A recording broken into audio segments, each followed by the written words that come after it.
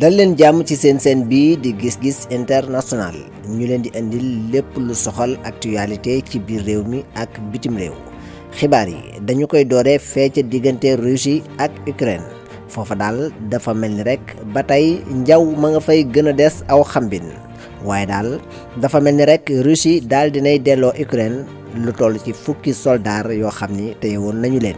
noonu it la Ukraine delloo Russie lu ñu toll ci ay soldaaram yoo xam ni ñoom it daal di woon nañu leen jàpp. la ca doy waar nag moo di ñii di waa Russie daal di nañuy boom lu ëpp juróomi avion yoo xam ni ñii di waa Ukraine ñoo ko moom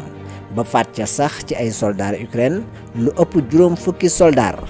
ak lu ëpp téeméeri nit yoo xam ni seen yoon nekkul woon ca boobare xeex. ñii di waa Ukraine nag ñi ngi sàkku ndimbal bu baax a baax ci Union européenne ngir rek ñu jàppale leen ba ñu mën a am dëgërlaay yu ñu mën a jàmmaarloo ak ñii di waa Russie. Israël jamono yi kenn mënatu faa nelaw bay yandoor ndax ay bomb yoo xam ni ñii di waa Liban ñi ngi leen koy sànni doole ca it yeleen Palestine di sànni mu mel ni daal kon Israël dafa songu xeex boo xam ni ñetti réew ñoo ko seq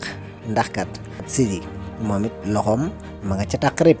ñi nag di waa Israël ñi ngi jot ay menaces yoo xam ni mi ngi jóge ci waa Iran ñu leen di xamal ni daal bu ñu bàyyiwul li ñu nekk boo moytuwul daal tama dina leen ëppi buum. ñoom waa Iran daal dinañuy sax xam la it ni daal ñii di waa États-Unis maanaam Amérique nañu bàyyi seen manipulation yi nga xam ni ñoo ngi koy def ndax kat ñoom ci boppam ñooy xambu taal bi di ca sotti pétrole muy gën a jëf-jëfi jëm ca kaw. fii la ñuy yemandi ak yéen ci seeni xibaar ci gis-gis international di leen ñaan